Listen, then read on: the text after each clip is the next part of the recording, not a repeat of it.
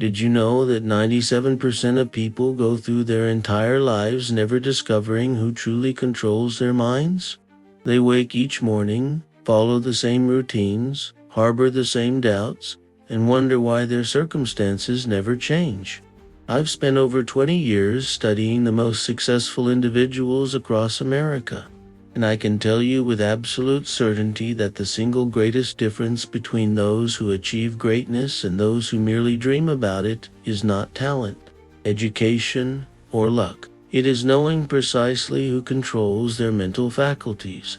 Think about this. Your mind processes approximately 60,000 thoughts daily. Yet research from the nation's leading universities shows that for the average person, nearly 80% of those thoughts are negative, repetitive, and self-defeating. More troubling still, 95% are the exact same thoughts you had yesterday. Is it any wonder you feel stuck in patterns that limit your potential? You believe you're making independent decisions, but are you really? When you decided what career to pursue, what person to marry, or what beliefs to hold sacred, were these truly your choices? Or were they quietly orchestrated by influences you've never consciously identified? The unsettling truth is that most people are mere puppets, their strings pulled by forces they've never bothered to examine. I once visited a wealthy industrialist in Pittsburgh who had built an empire worth millions. In his oak-paneled study, he confessed something remarkable. "Hill," he said, leaning forward, "until I was 43. I was a prisoner of my own making. I believed success was about working harder than everyone else. Then one day I discovered I'd been serving the wrong master entirely." This man went from moderate success to extraordinary achievement not by changing what he did, but by discovering who was truly directing his thoughts. What would happen if you could identify, with scientific precision, exactly who controls your thinking? What if you could redirect the enormous power of your mind toward purposes you consciously choose rather than subconsciously accept? The transformation would be nothing short of miraculous. During the Great Depression, I witnessed men who had lost everything: their fortunes, their families, their self-respect, reclaim their dignity, and rebuild their wealth by applying this single principle. Meanwhile, others who seemed blessed with every advantage continued to falter and fail, never understanding the invisible hand controlling their decisions. You're watching this video because something within you recognizes a profound truth. The life you've created thus far is the direct result of the thinking you've allowed to dominate your mind. But whose thinking is it really? That's the question that will unlock everything for you. What I'm about to share isn't taught in schools or universities. It won't be found in conventional self-improvement programs.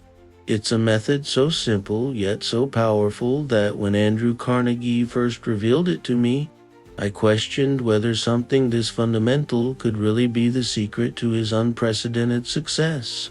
After testing it with over 500 of the most accomplished individuals of our time, I can assure you this is the master key. In the next few minutes, I'll reveal a 90-day system that will allow you to identify, with absolute clarity, who really controls your thinking. This isn't theory or speculation. It's a proven methodology based on thousands of case studies I've personally documented. I've seen this transform timid clerks into confident executives, struggling salesmen into industry leaders, and ordinary citizens into individuals of remarkable influence and prosperity. The process requires no special education, no innate talents, and no resources beyond those you already possess. What it does require is a willingness to confront an uncomfortable truth, that your current circumstances, whether magnificent or miserable, are the direct result of who you've allowed to control your most precious resource, your mind. Imagine waking up 90 days from today with a completely different relationship to your thoughts. Imagine identifying the invisible influences that have been directing your decisions, perhaps for decades, and finally taking command of your mental faculties. Imagine the confidence that comes from knowing that each thought that enters your mind has been examined, evaluated, and either accepted or rejected by your conscious will. The method I'll share with you creates this transformation through a simple daily practice that gradually transfers control of your mind from external forces to your conscious direction. You'll discover how to recognize thoughts that don't serve you, identify their true origin, and systematically replace them with thoughts of your own deliberate choosing. This isn't positive thinking or wishful daydreaming. It's a scientific approach to mental mastery that the most successful individuals I've studied have used to achieve what others consider impossible. It's the difference between being swept along by life's currents and navigating with purpose toward destinations of your choosing. Before we continue, if you recognize the value of what I'm sharing, take a moment right now to subscribe to this channel. By doing so, you're making a declaration that you're ready to take control of your mind and, by extension, your circumstances. This simple action is your first step toward mental sovereignty. Press that button now, and let's continue this journey together. The problem facing you is both profound and pervasive, yet so few recognize its true nature. Your mind, this extraordinary instrument capable of creating skyscrapers, curing diseases, and imagining entire universes, is not fully under your control. And what's most troubling is that you've been led to believe it is. Consider what happens when you attempt to sit quietly for even 5 minutes, focusing solely on your breathing. Almost immediately, thoughts intrude: worries about tomorrow's meeting, regrets about yesterday's conversation, judgments about your ability to focus. You didn't consciously summon these thoughts. So who did? Who inserted them into your awareness against your will? This isn't merely a philosophical question, it's the most practical inquiry you could ever undertake. The average mind is like a house with every door and window left open, unguarded against whatever wants to wander in. Advertising executives understand this better than most. They spend billions designing messages specifically crafted to bypass your conscious awareness and implant desires you believe are your own. Political strategists, religious authorities, social media algorithms all compete for control of your mental real estate, and they're winning the battle while you remain oblivious to the war being waged. Traditional approaches to self-improvement fail because they attempt to change behaviors without addressing who's controlling the mind that directs those behaviors. It's like trying to redirect a river by manipulating its surface while ignoring the powerful currents beneath. You attend seminars, read books, set goals, create vision boards, yet find yourself slipping back into familiar patterns within weeks. Why? Because you've never identified who's really in charge of your thinking. The conventional wisdom says willpower is the answer. Just force yourself to think differently, but willpower is a finite resource that depletes quickly. The truly successful individuals I've studied don't rely primarily on willpower. They've established systems that automatically direct their thinking toward productive channels. They've identified and removed the external controllers of their minds and installed themselves as the rightful authorities. Look at the stark contrast between those who achieve lasting success and those who perpetually struggle. During my research, I interviewed 2 brothers from Virginia with nearly identical upbringings, education, and opportunities. By age 40, one had built a thriving business and enjoyed robust health, strong family connections, and genuine contentment. The other cycled through jobs, relationships, and financial crises, constantly battling dissatisfaction. The difference? The first brother had discovered, through a crisis in his 20s, that his thoughts were being directed by forces outside himself, particularly the critical voice of his father, the limiting beliefs of his community, and the constant barrage of messages about what constituted success in modern America. He systematically identified these influences and consciously chose which to keep and which to discard. His brother, equally intelligent and capable, remained unconscious of these same influences, believing his thoughts were entirely his own. Or consider Margaret Williamson, a secretary from Denver who came to one of my seminars in 1933. She arrived convinced that her station in life was fixed by her gender, her limited education, and her family background.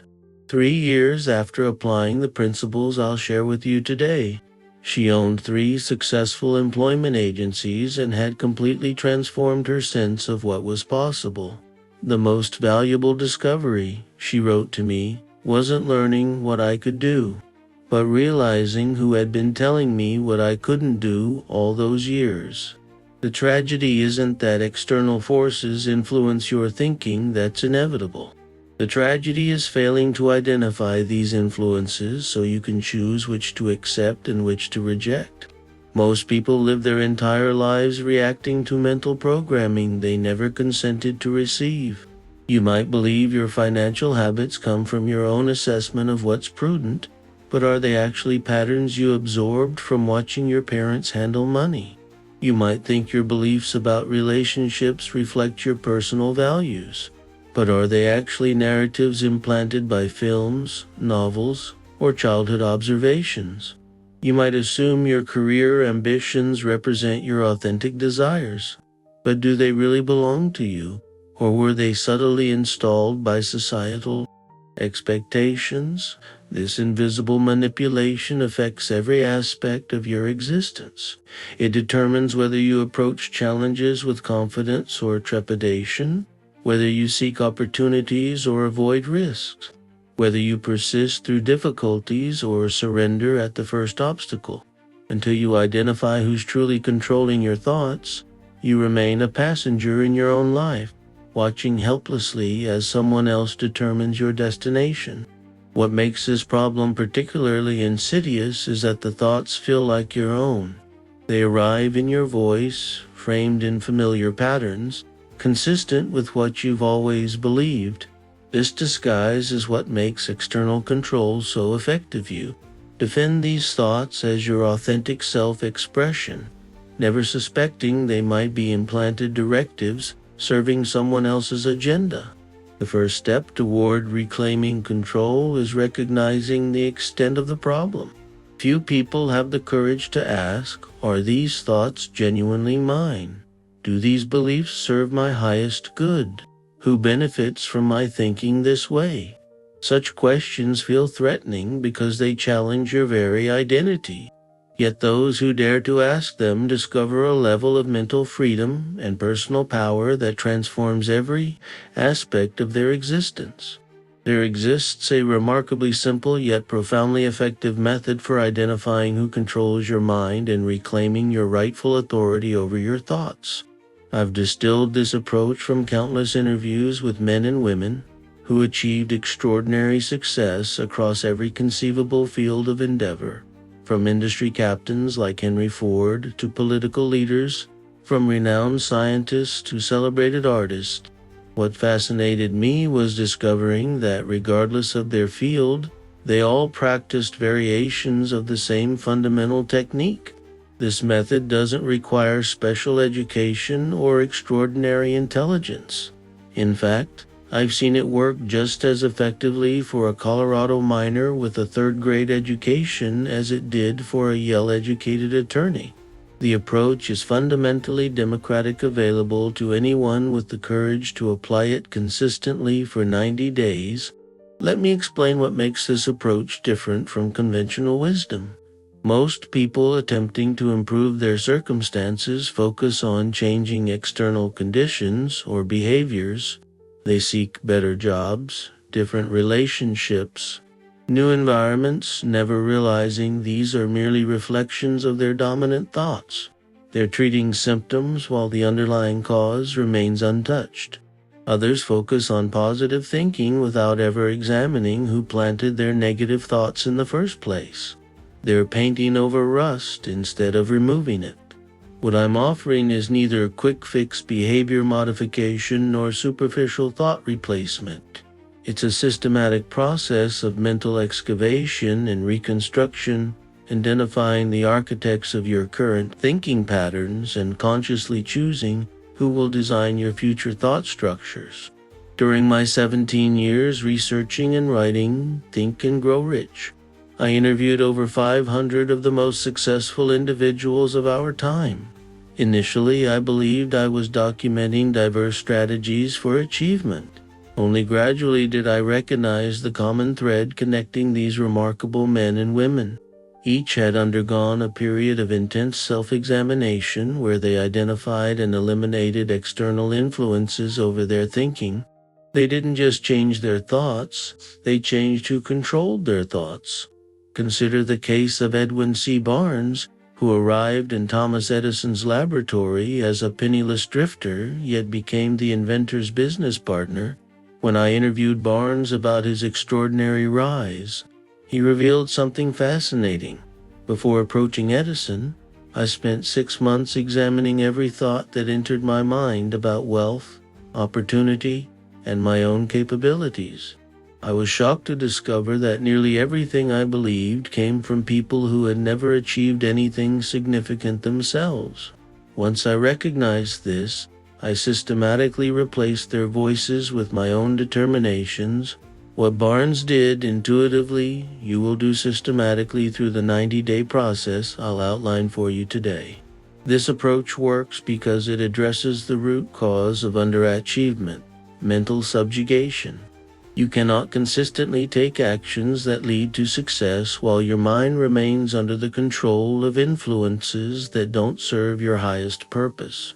Attempting to do so creates an internal conflict that eventually exhausts your willpower and returns you to familiar patterns. The method I'm about to share creates alignment between your conscious desires and your subconscious programming. By placing both under your deliberate command, it's like finally installing yourself as the captain of a ship that's been steered by a rotating crew of strangers for decades. What makes this approach uniquely powerful is that it doesn't fight against established psychological principles, it works with them. Modern science confirms what I discovered through observation. The mind operates according to distinct patterns and laws that, once understood, can be utilized rather than opposed. Just as understanding aerodynamics allows us to fly despite gravity, understanding mental dynamics allows us to direct our thoughts despite powerful countervailing influences. You're likely wondering if this process will work for you specifically with your unique circumstances and challenges. That's precisely what makes this approach so effective. It isn't a rigid prescription, but a framework that adapts to your particular situation. Through working with thousands of individuals from every walk of life, I've refined these principles to address the universal mechanism of mind control while honoring the individuality of each person's experience. What you're about to discover isn't widely known, not because it's being deliberately hidden, but because few people are willing to undertake the honest self-examination it requires. There's a reason the ancient Greeks inscribed "Know thyself" above the entrance to the Temple of Apollo at Delphi. This knowledge is simultaneously the most valuable and the most avoided in human experience. In the coming minutes, I'll reveal exactly how to implement this 90-day system in your life. You'll learn how to identify the external controllers of your mind, some of whom have been influencing your thoughts since childhood. You'll discover techniques for evaluating whether these influences serve your highest good or undermine your potential. Most importantly, you'll master the method for systematically replacing external control with your own conscious direction. Imagine approaching every situation with absolute clarity about what you truly want, unburdened by doubts implanted by others. Imagine recognizing instantly when a thought enters your mind that doesn't serve your purpose, and knowing precisely how to redirect it. Imagine the confidence that comes from knowing that your decisions are genuinely yours, not subtle manipulations disguised as your own thinking. This isn't merely about achieving material success, though that often follows. It's about claiming the fundamental right to determine your own mental environment, the foundation upon which everything else in your life is built. It's about experiencing the profound freedom that comes from mental sovereignty. The process I'm about to share represents the distillation of 20 years studying the most successful individuals of our time.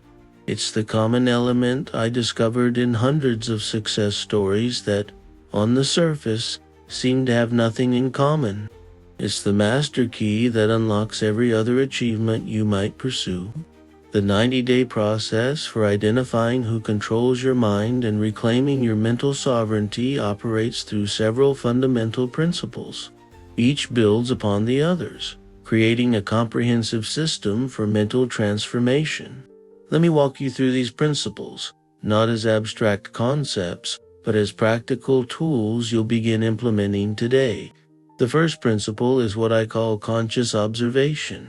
Most people move through life entirely unaware of their thought patterns.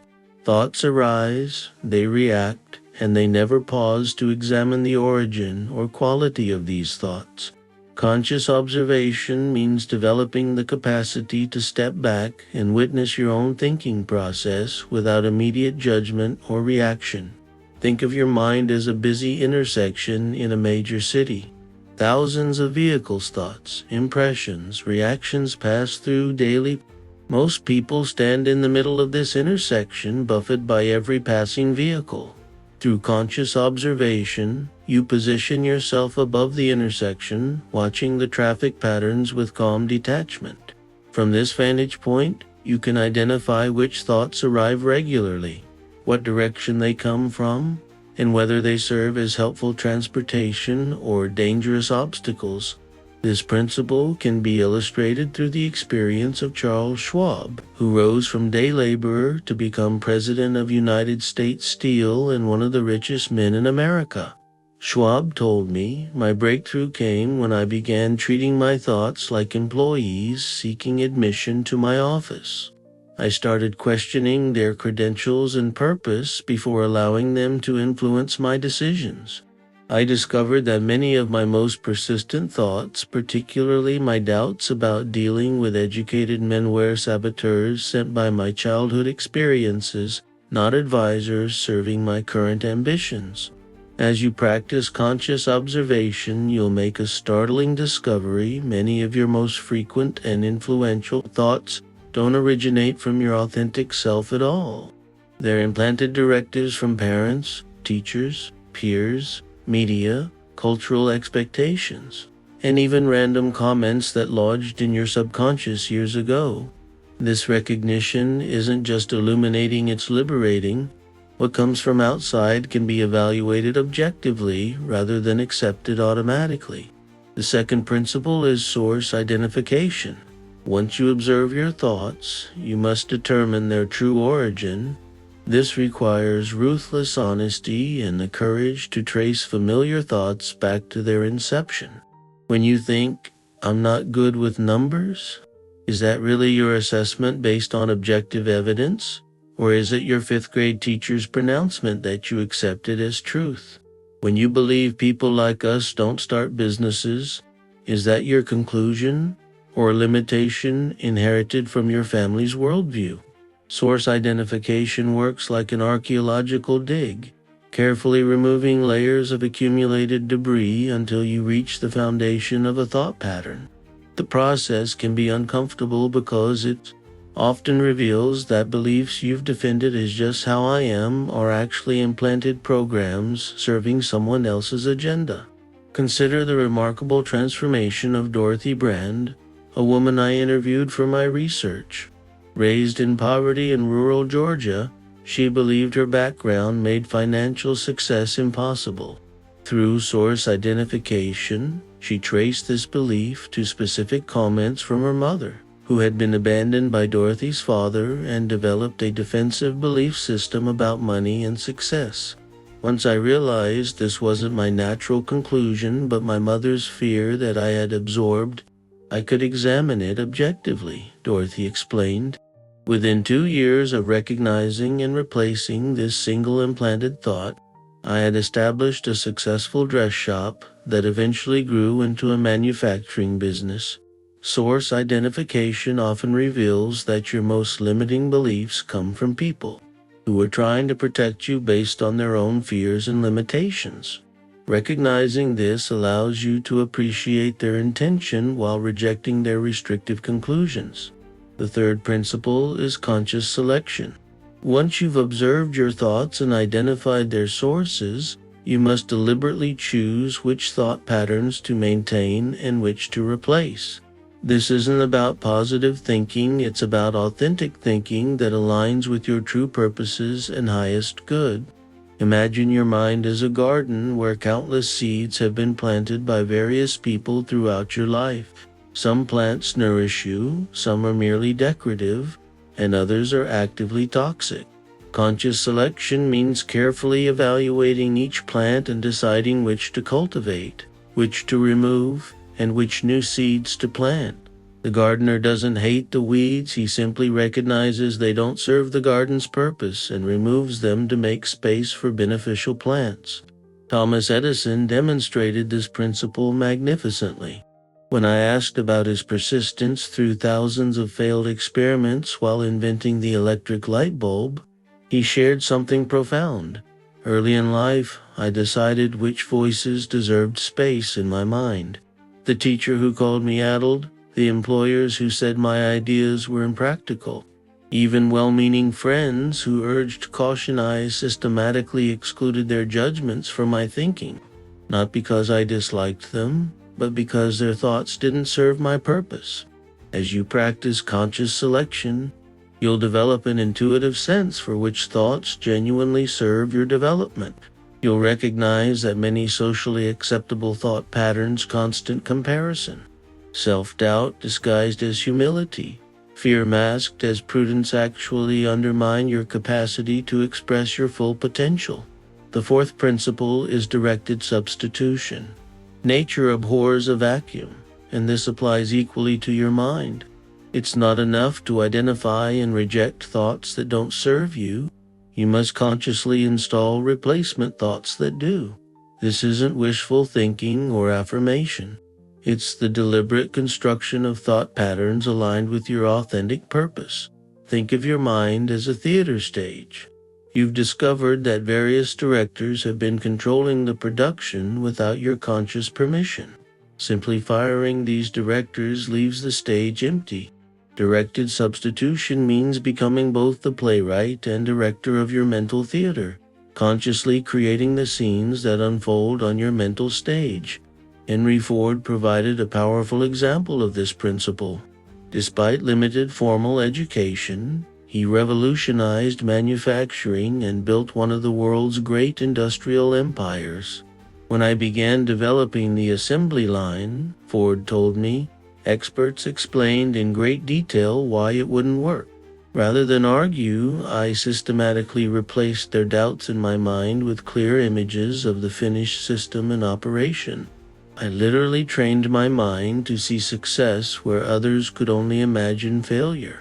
Directed substitution requires creativity and persistence. The external influences you've identified have likely been programming your thinking for decades. Replacing their directives with your own conscious choices is a process that unfolds over time, not an instantaneous switch. The 90-day system provides the structure for this gradual but complete transformation. The final principle in our system is consistent implementation. Knowledge without application remains merely potential power. The principles I've outlined become transformative only through daily, deliberate practice over our 90-day period. This consistency creates new neural pathways that eventually become your mind's default operating system. Imagine learning to play the piano.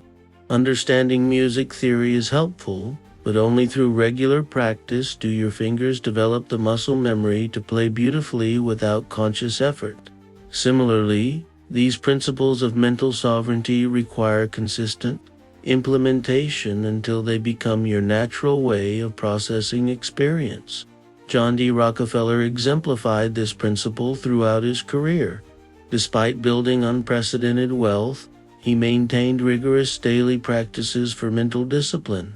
Each morning, I review my thought ledger just as carefully as my business ledger, he once explained to me.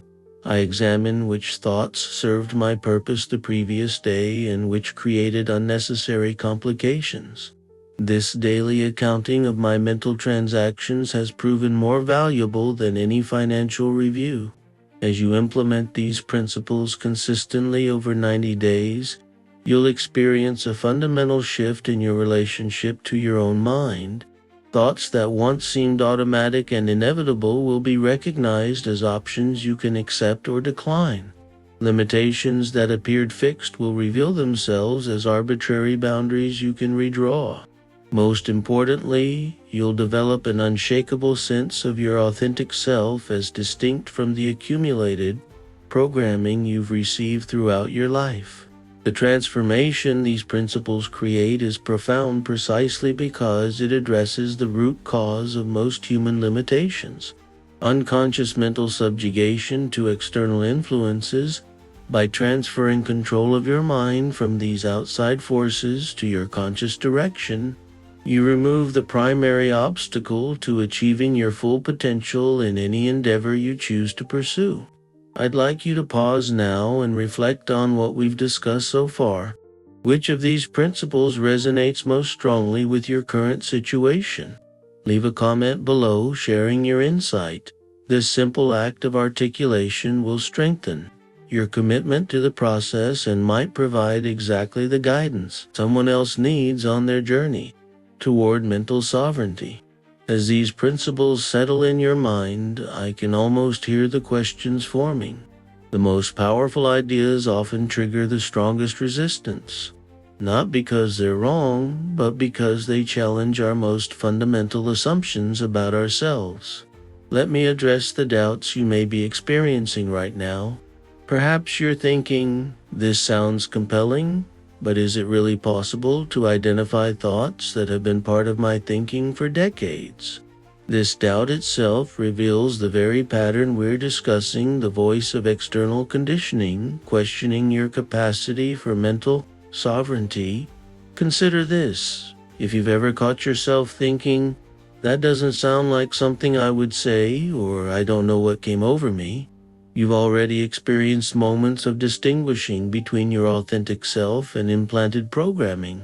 The 90-day system simply develops this natural capacity into a consistent skill. You might wonder, isn't this just another form of positive thinking? Absolutely not. Positive thinking attempts to overlay optimistic thoughts on top of unchanged subconscious beliefs, like painting a dilapidated building instead of repairing its foundation. Our approach is fundamentally different. We identify who installed your current thinking patterns, evaluate whether they serve your highest good, and systematically replace external control with your conscious direction. The positivity that emerges is the natural result of authentic thinking, not a superficial gloss applied to unchanged beliefs. Some of you are questioning whether this requires special mental abilities you don't possess. My mind races constantly, you might think. I can't even focus on a conversation without drifting away. How could I possibly observe and direct my thoughts? This concern misunderstands the nature of mental mastery. The racing mind you describe is precisely the symptom of external control we're addressing. The 90-day process works not by forcing your mind to behave differently through willpower, but by gradually transferring ownership of your mental processes to your conscious direction. Just as learning to drive becomes automatic with practice, mental self-ownership becomes natural through consistent application. Others may be wondering, what if I discover that thoughts I believed were central to my identity actually came from others? Won't this create a crisis? This question reveals wisdom. There can be a period of disorientation when you recognize that aspects of your personality you defended as just who I am were actually implanted by external influences. However, this temporary uncertainty is the necessary prelude to authentic selfhood. As you separate inherited programming from your genuine nature, you'll experience a profound sense of homecoming, of finally meeting yourself on your own terms rather than through the distorting lens of external conditioning. You may be concerned about the people in your life. Won't changing my thinking patterns disrupt my relationships? This is a perceptive question that acknowledges the social reinforcement of mental patterns. When you begin reclaiming control of your mind, some relationships will indeed change, particularly those based on shared limitations or mutual validation of implanted beliefs. But ask yourself this: do you want relationships founded on authentic connection, or relationships that require you to maintain thought patterns that don't serve your highest good? The most valuable connections in your life will adjust and even strengthen as you claim mental sovereignty. Those that cannot accommodate your authentic self were already limiting your development. Perhaps the most significant objection comes in the form of a deeper fear. What if I discover I've been living a life directed by others' expectations rather than my own genuine desires? This possibility feels threatening because it suggests years or decades potentially spent in service to others' agendas rather than your own purpose. Yet consider this perspective.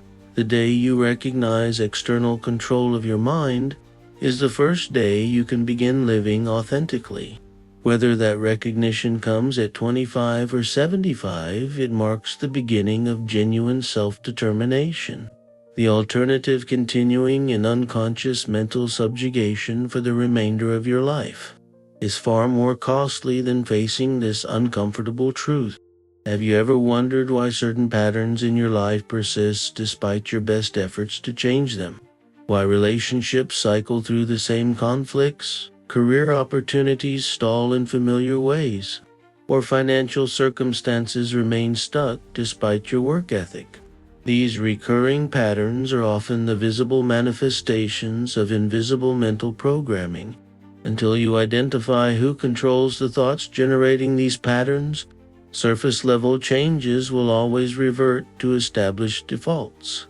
Ask yourself honestly, when you make important decisions, whose voice do you hear in your mind? Is it truly yours, or do you hear echoes of a parent's caution, a teacher's assessment of your abilities, a peer group's definition of success, or society's expectations of someone in your position?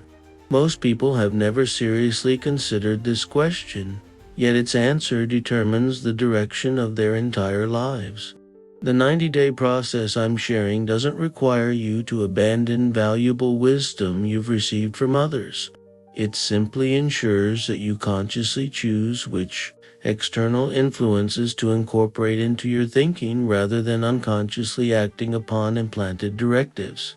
The difference between wisdom thoughtfully adopted and programming unconsciously absorbed is the difference between freedom and subjugation. The question isn't whether external influences have shaped your thinking; they unquestionably have.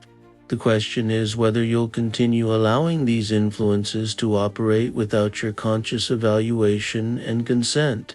Mental sovereignty isn't the absence of influence.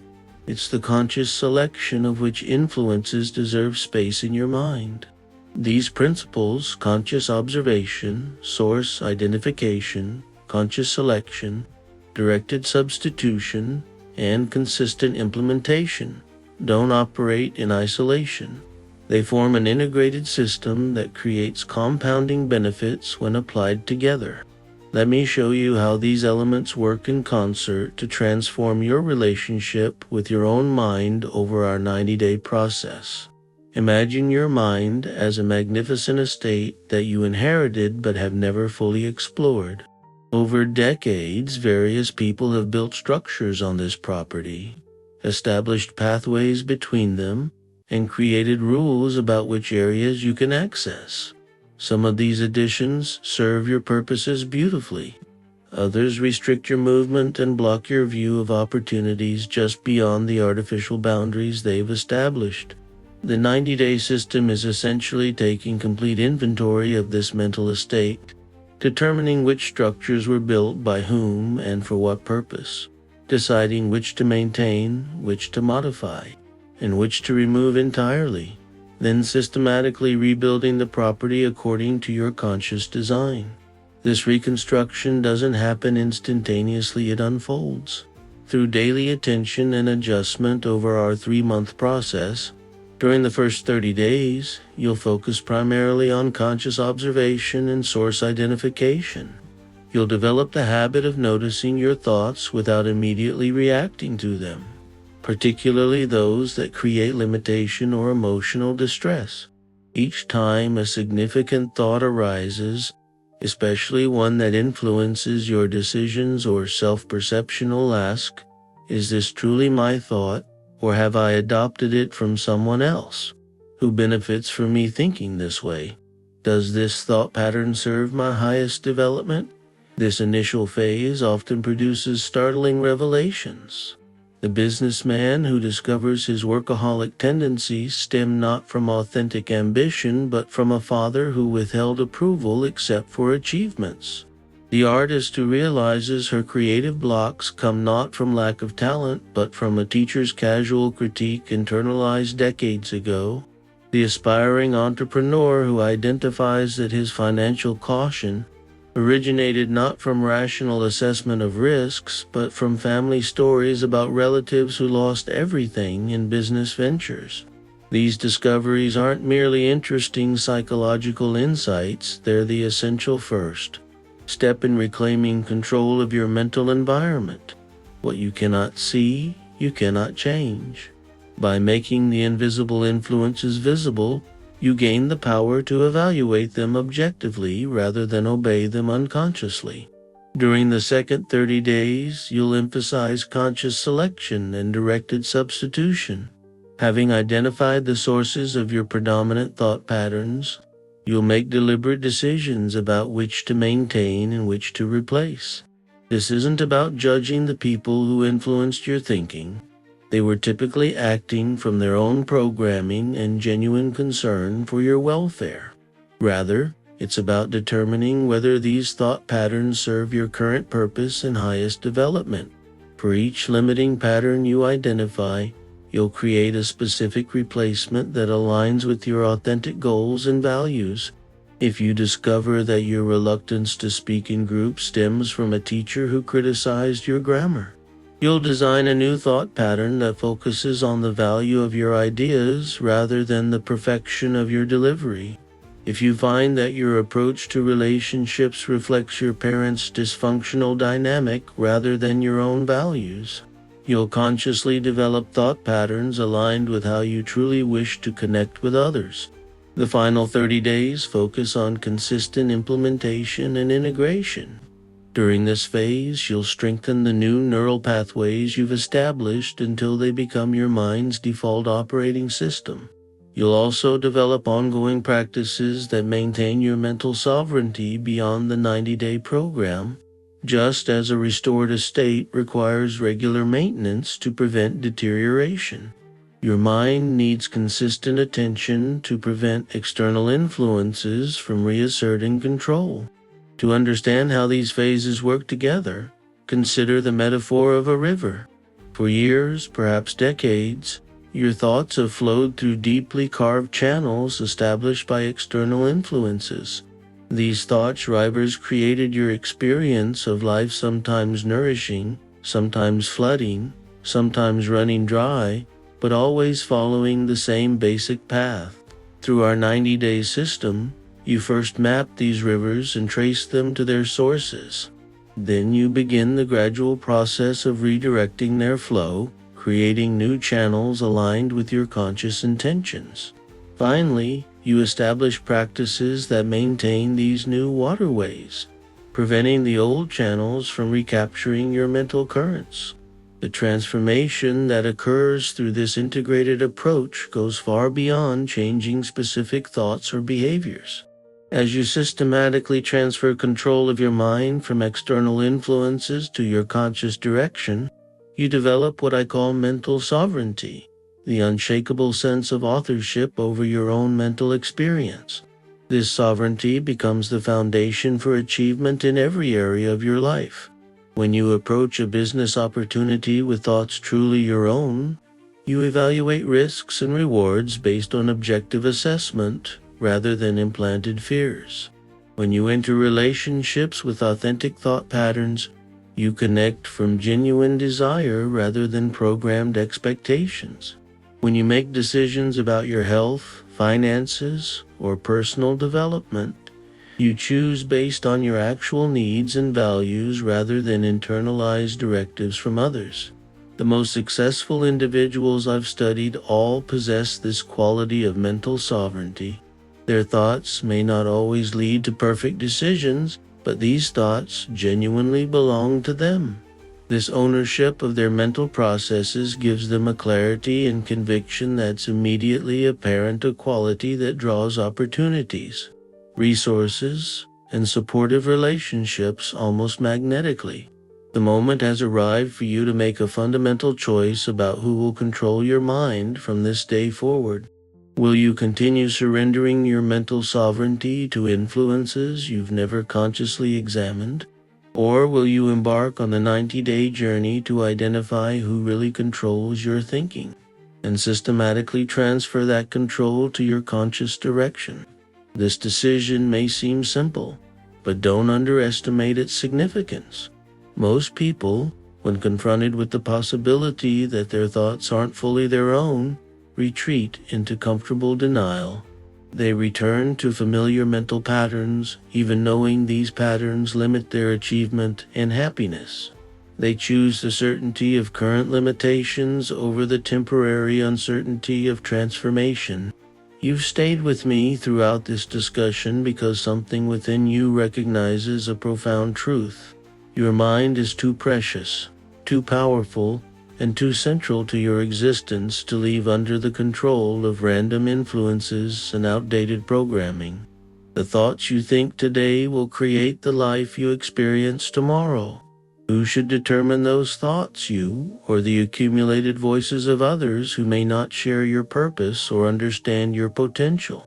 The 90-day system I've outlined isn't complicated, but it requires something rarer than intelligence or education. The courage to honestly examine your most fundamental assumptions about yourself and the willingness to take complete responsibility for your mental environment. No one else can do this work for you. No expert, no guide, no teacher can reclaim your mental sovereignty on your behalf. This journey is uniquely personal and profoundly transformative. Begin today, not next week. Not when circumstances seem more favorable, not when you feel more prepared. The external influences controlling your mind won't politely wait while you consider whether to challenge their authority. Every day you postpone this work is another day your life is shaped by thoughts that may not serve your highest purpose. Subscribe to this channel now to receive additional guidance as you implement this 90-day system. Share in the comments below the most significant insight you've gained from our discussion today. Your comment might be precisely the catalyst someone else needs to begin their own journey toward mental sovereignty. Remember, the mind you cultivate determines the life you experience. Starting today, ensure that mind truly belongs to you.